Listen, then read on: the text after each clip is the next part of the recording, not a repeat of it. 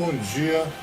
Estamos hoje aqui iniciando um estudo sobre o Livro dos Espíritos, sendo que esse estudo tem uma peculiaridade. Ele compara muitas das coisas que foram escritas no Livro dos Espíritos com a Bíblia, para que possamos traçar pontos de convergência entre os dois. Porque na verdade o que acontece é o seguinte: a verdade é uma só, né? Não pode existir duas verdades. Então, se a Bíblia tem a verdade e o Livro dos Espíritos também tem a verdade, obviamente eles falam da mesma coisa, certo? A vantagem que eu vejo de se estudar o Livro dos Espíritos é porque o Livro dos Espíritos ele tem as respostas para a humanidade e para o homem moderno, né? Com certeza você que está assistindo agora a essa pandemia, o coronavírus, né, aqui no Brasil e também no mundo, você deve estar se perguntando assim: por que Deus permitiu que isso acontecesse? Bom, não é a primeira vez que ele permite que isso aconteça, né? Aconteceram outras vezes. Aconteceu, por exemplo, na peste negra, que dizimou pelo menos 1/3 da população do globo terrestre. Assim como, por exemplo, aconteceu há 100 anos atrás, na chamada gripe espanhola. E isso já tem acontecido, as guerras. Tudo isso acontece com a permissão de Deus, porque nenhuma folha cai de uma árvore que não seja com a permissão de Deus. O problema, então, você ao estudar o Livro dos Espíritos, você vai entender por que essas coisas acontecem, por que existem pessoas que, mesmo não sendo pessoas muito boas, elas têm acesso à fortuna, têm acesso às facilidades, ao passo que outras pessoas muito boas, né, não têm acesso a isso, né? Qual é o mistério que existe por trás de tudo isso? Então, na verdade, o Livro dos Espíritos responde a tudo isso, sendo que a Bíblia também tem respostas para isso, e existem paralelos entre a Bíblia e o Espiritismo. Então, nós vamos fazer aqui um estudo onde nós procuraremos traçar esses paralelos para que haja assim um entendimento perfeito da verdade, né? E sem mais delongas, nós vamos já começando logo com a primeira pergunta do Livro dos Espíritos, né? A primeira pergunta que tem: o que é Deus? Essa pergunta é muito importante porque a consciência de Deus é um fato determinante na vida das pessoas. As pessoas que acreditam em Deus, elas têm um norte a seguir. Elas sabem que existe alguém que os supervisiona. E se existe alguém que os supervisiona, existe uma finalidade por trás de tudo. De tudo que acontece, nós não estamos aqui por acaso. Ao passo que aquelas que não acreditam em Deus, elas estão meio perdidas, né? Porque não existe um fato causal entre tudo. Então, elas se restringem só a essa existência aqui, que é uma existência muito curta e muito rápida, né? Uma existência de poucos anos. Elas perdem o sentido eterno, o sentido da eternidade, né?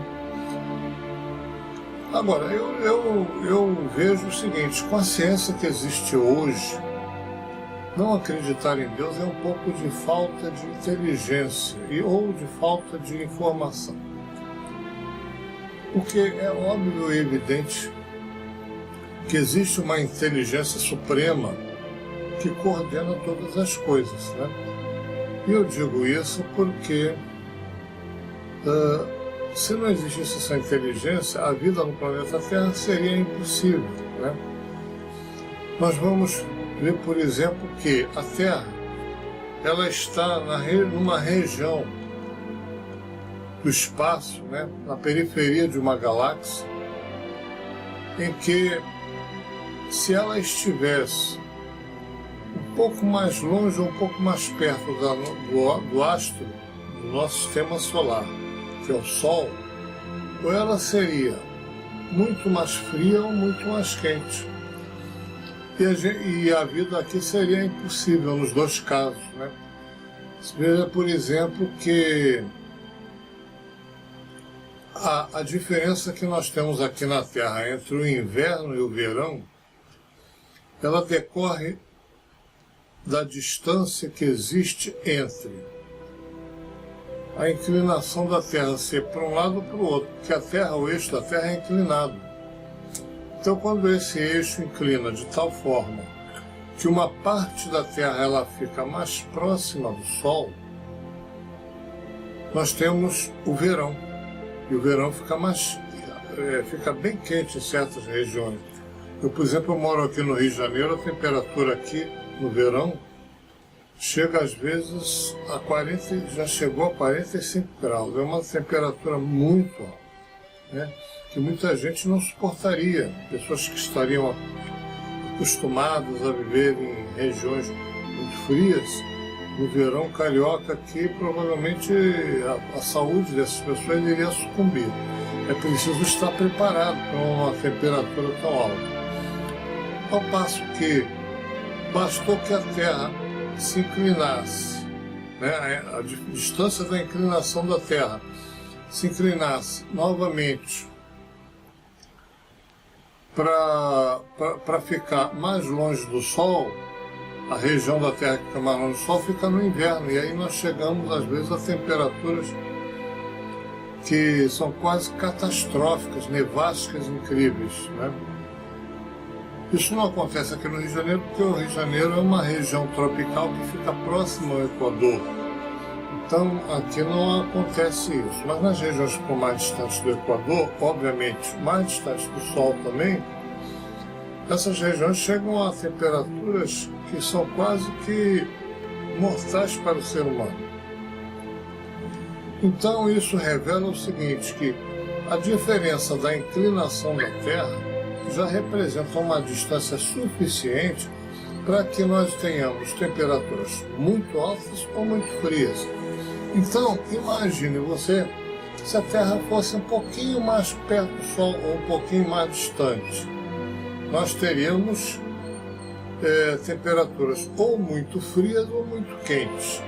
E isso nos levaria a não ter condições de viver aqui nesse planeta, com os nossos corpos adaptados para essa situação, né? Obviamente que quem planejou o planeta Terra, planejou para que ele ficasse na distância certa, exata, para que a temperatura fosse a ideal para que houvesse vida. E outra, a presença da Lua. A Lua é um regulador do planeta Terra.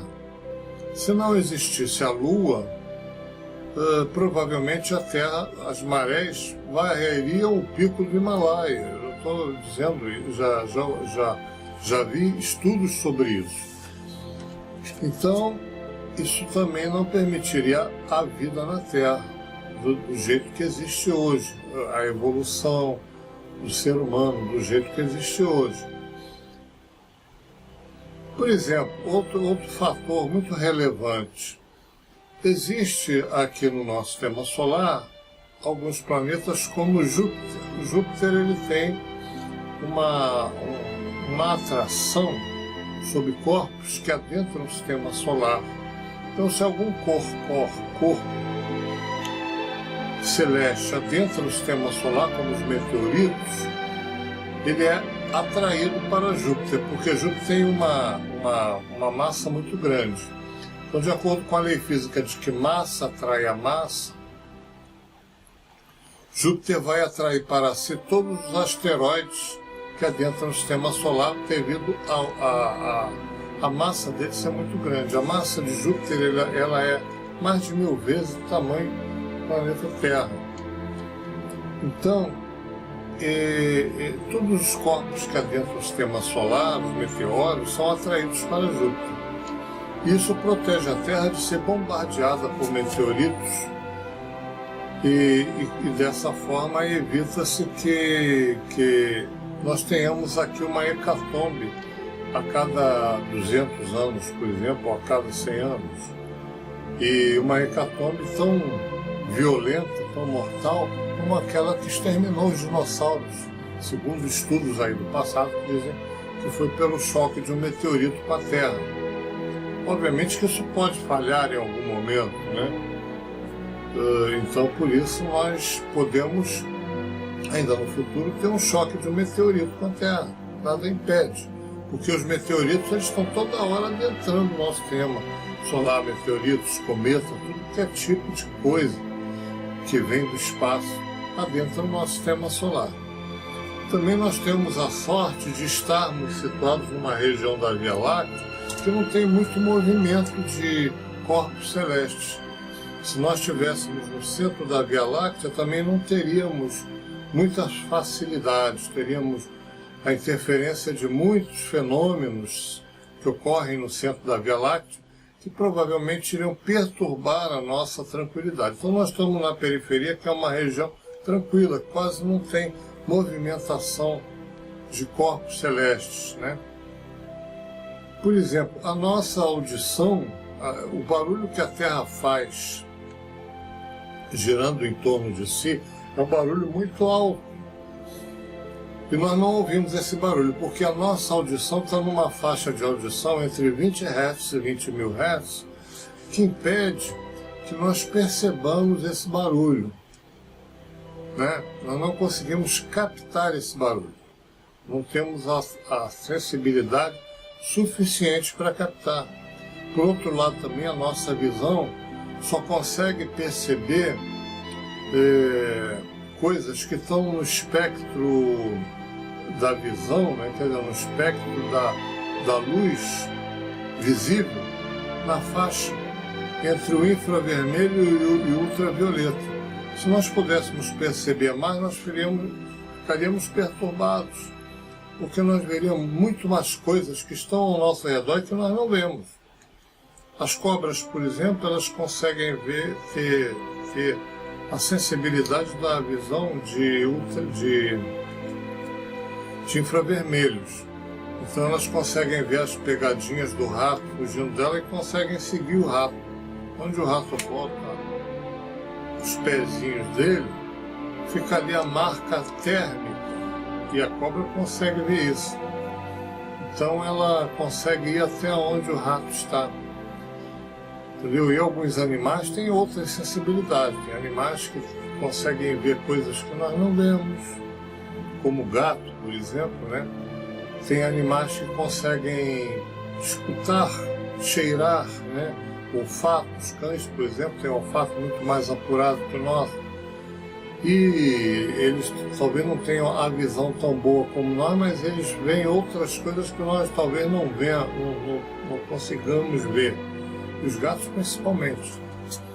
Então, veja bem que nós estamos adaptados aqui no nosso ambiente na forma ideal, onde no nosso planeta foi colocado tudo que é necessário para a vida, até os remédios para nossas doenças.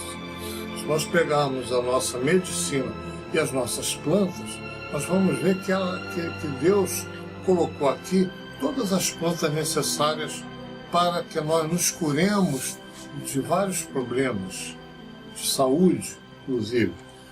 Então isso aí é a prova de que isso não aconteceu por acaso. Totalmente inviável que isso viesse a acontecer, tudo isso por acaso. Não, existe uma inteligência universal que preparou tudo para nós. Por outro lado, os astros que nós vemos no céu não foram feitos só para iluminar a noite, obviamente, né? Isso depois que nós estudamos o universo, nós vamos ver que astros no universo existem muitos mais do que aqueles que nós vemos, né? Então, isso aí é a prova maior de que existe uma inteligência universal que preparou este ambiente, esta Terra, para que a vida aqui se desenvolvesse do jeito que é, né? Isso é a maior prova de que Deus existe. Não crer nisso é não conseguir enxergar o óbvio e o evidente, que está à nossa vista, certo?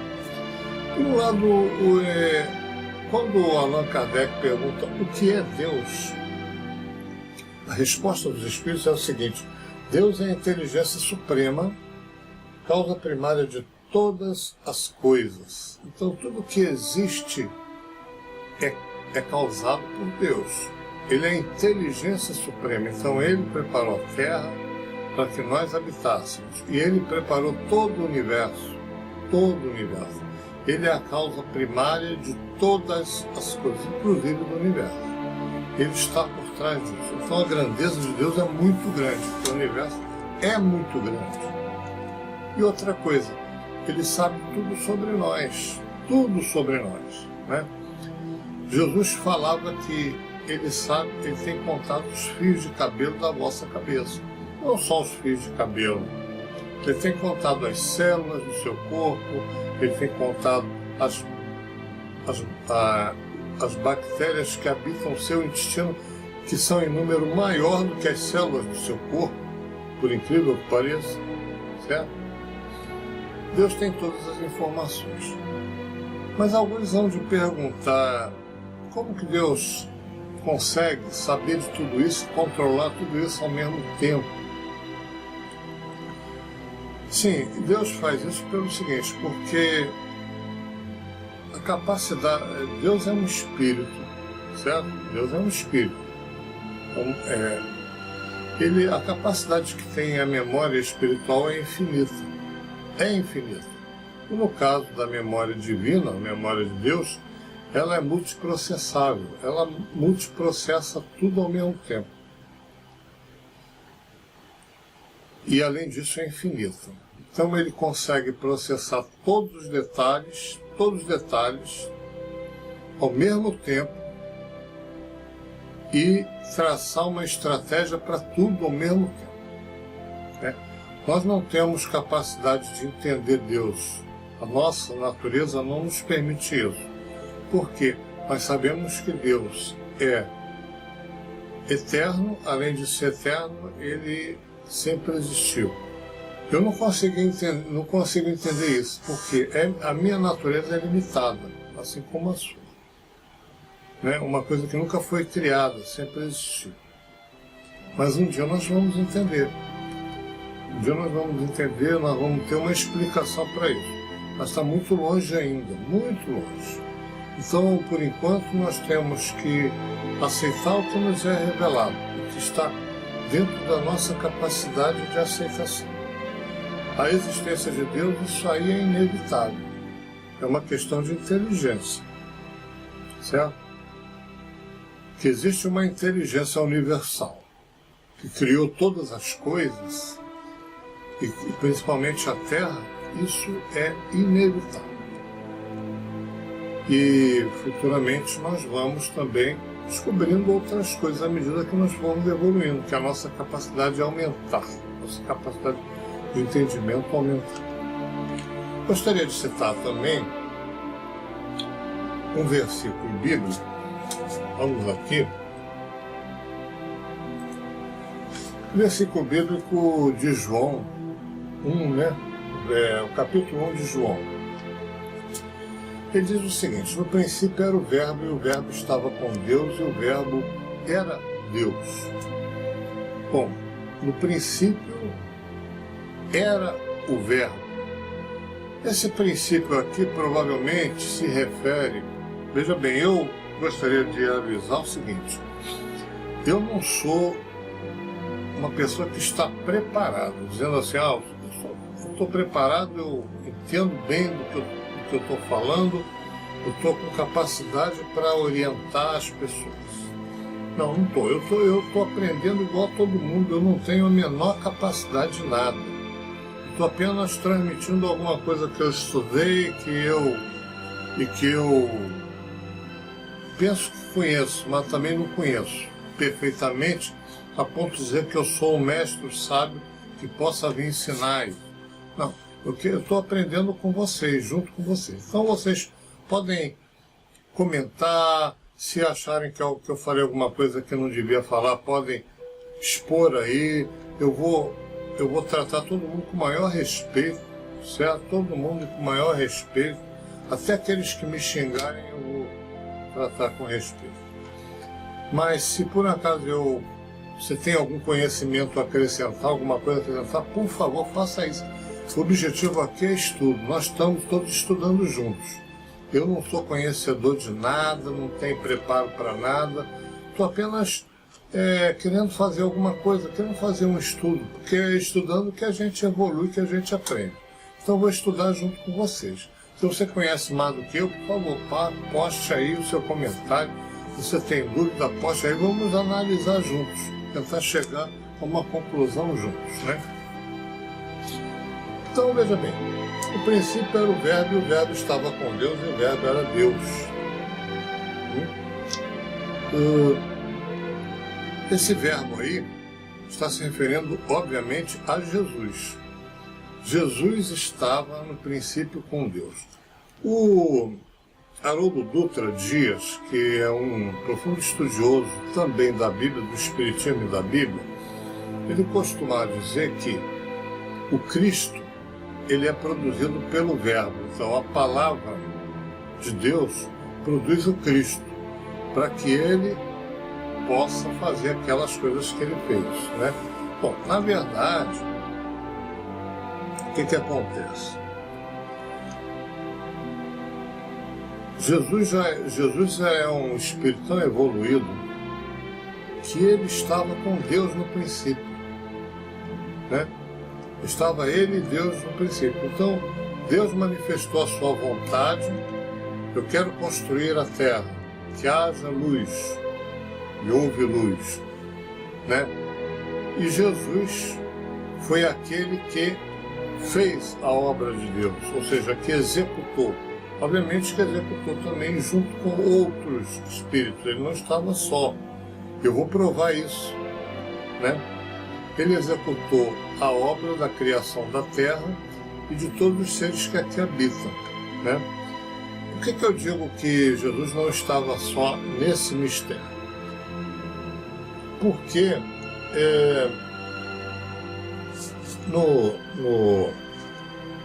no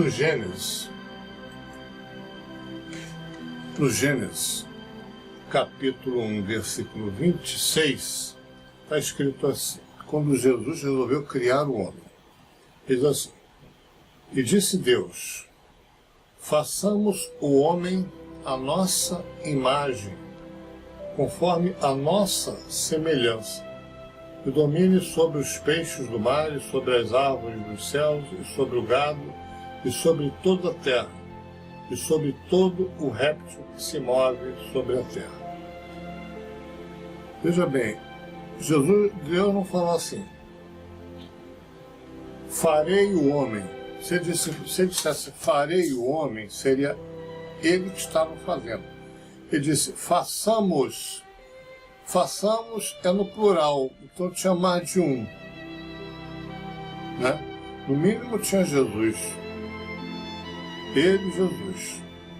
Façamos o homem. Então, pela vontade de Deus, o homem foi criado. Agora, a tarefa de fazer o homem foi de Deus junto com outros espíritos, e particularmente Jesus, porque Jesus estava no princípio com Deus. Jesus era filho unigênito de Deus. Por que Jesus era filho unigênito de Deus? Porque Jesus foi criado da mesma matéria que Deus criou. Jesus não foi gerado como aqui na Terra, que as pessoas, o homem engravida a mulher tem um filho e aquele filho. Jesus foi criado com a mesma matéria com a qual Deus foi criado. Por isso ele é filho de Deus unigênito. Certo? Eu não vou me aprofundar muito nessa matéria, porque essa matéria é muito complexa e alcança determinados conhecimentos que eu não tenho. Assim, eu tenho minhas reflexões sobre isso, mas não gostaria de me aprofundar nisso, porque isso envolve conhecimentos que eu ainda não domino. Então, é uma coisa que eu não gostaria de me aprofundar. Mas esse é um entendimento que eu tenho. Jesus é filho unigênito de Deus porque ele foi criado da mesma matéria que Deus, diferente de nós. seres humanos. Nós fomos criados da matéria universal, mas não da mesma matéria que Jesus foi criado, que é a mesma matéria de Deus, certo?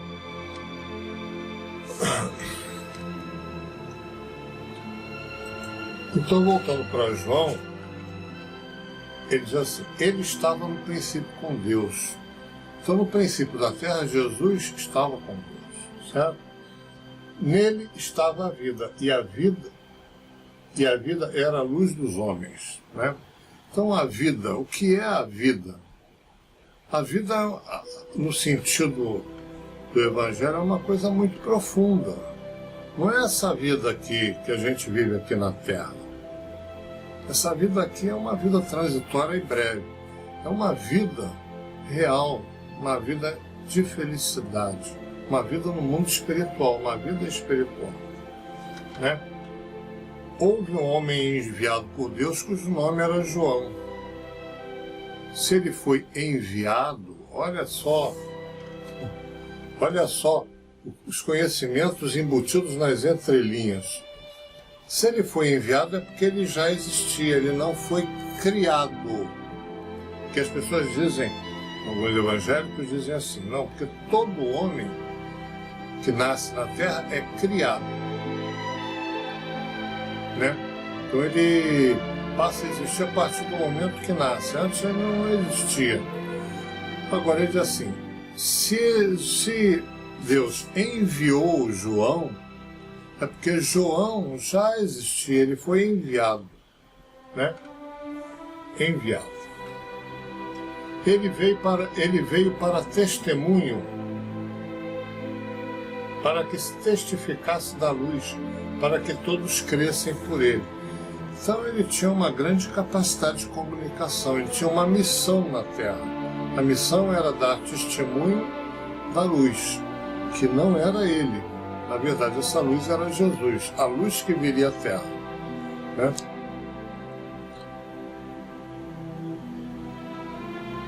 Ele não era luz, diz aqui o texto, mas para que se testificasse da luz. Aí estava a luz verdadeira que ilumina todo homem que vem ao mundo, né? A luz verdadeira estava no mundo e o mundo foi feito por ele e o mundo não o conhecia, né? Aqui ele está se referindo novamente a Jesus. Jesus veio ao mundo, estava no mundo já nessa época, porque Jesus já tinha nascido. O mundo foi feito por ele, então foi feito por quem? Por Jesus. E o mundo não o conhecia. Então Jesus foi o criador do mundo, aí está a prova. Jesus foi que fez o mundo, por ordem de Deus. Deus deu a ordem, e conhecimento, a inteligência, preparou tudo para que o mundo fosse criado. E Jesus teve essa incumbência de criar o mundo, ele foi o criador do mundo. Veio para o que era seu e os seus não receberam. Quando Jesus esteve aqui na terra, ele veio para nós, para os que nós somos dele e nós não o reconhecemos. Será que nós estávamos lá nessa época, hein? É possível, né? Mas a todos quanto receberam, deu-lhes o poder de serem feitos filhos de Deus, aos que creem no seu nome. Veja bem, para que nós sejamos reconhecidos como filhos de Deus, nós temos que, em primeiro lugar, crer nele e receber ele. Ainda hoje, nós precisamos receber ele. Caso contrário, nós não vamos ser reconhecidos como filhos dele. Embora sejamos, nós não vamos ser reconhecidos, né? Então, aqueles que renegarem a Jesus, eles não vão ser reconhecidos, tá? Os quais não nasceram do sangue, nem da vontade da carne, nem da vontade do homem, mas de Deus, né? Então, nós nascemos pela vontade de Deus, não é pela vontade do homem, não. O homem, a vontade do homem perante a vontade de Deus é nada. Só é alguma coisa quando coincide com a vontade de Deus. Quando não coincide, não é nada.